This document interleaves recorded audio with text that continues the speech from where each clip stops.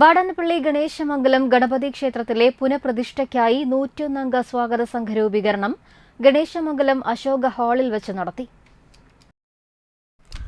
വാടാനപ്പള്ളി ഗണേശമംഗലം ഗണപതി ക്ഷേത്രത്തിലെ പുനഃപ്രതിഷ്ഠയ്ക്കായി 101 അംഗ സ്വാഗത സംഘ രൂപീകരണം ഗണേശമംഗലം അശോക ഹാളിൽ വെച്ച് നടത്തി.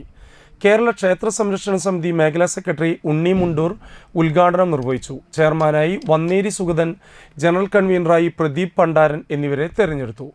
2025 മാർച്ച് 30 ക്ഷേത്രപ്രതിഷ്ഠയും 10 ദിവസം നീണ്ടു നിൽക്കുന്ന പരിപാടികളും നടത്തും. ക്ഷേത്രം പ്രസിഡന്റ് പ്രദീപ് പണ്ടാരൻ അധ്യക്ഷത വഹിച്ചു. സെക്രട്ടറി PS സുനിൽകുമാർ, സമാജം പ്രസിഡന്റ് സേതുനാഥ് നടുപ്പറമ്പിൽ, കേരള ക്ഷേത്ര സംരക്ഷണ സമിതി മേഖലാ സെക്രട്ടറി ഉണ്ണി, സമ്പർക്ക പ്രമുഖ് മനോജ്, ജില്ലാ സെക്രട്ടറി ഗോപിനാഥ്, മാതൃസമിതി പ്രസിഡന്റ് മാല ജഗദീഷ്, അമൃതബോധിനി സഭ പ്രസിഡന്റ് സ്വാമി പട്ടൂർപുരയ്ക്കൽ, RSS സഹകാര്യവാഹക് ഗിരീഷ് മാസ്റ്റർ, മോഹനൻ ഇത്തിക്കാട്ട്, ഷിനോദ് കുട്ടൻ പാറൻ തുടങ്ങിയവർ സംസാരിച്ചു.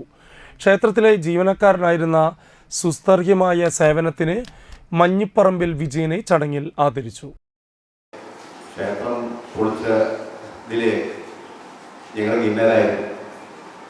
2-3 വർഷം കഴിഞ്ഞപ്പോൾ ഇവിടെ സമിതിയുടെ യോഗം വിളിച്ചപ്പോൾ അതിശക്തമായിട്ടുള്ള പ്രതിഷേധവും അതുപോലെ തന്നെ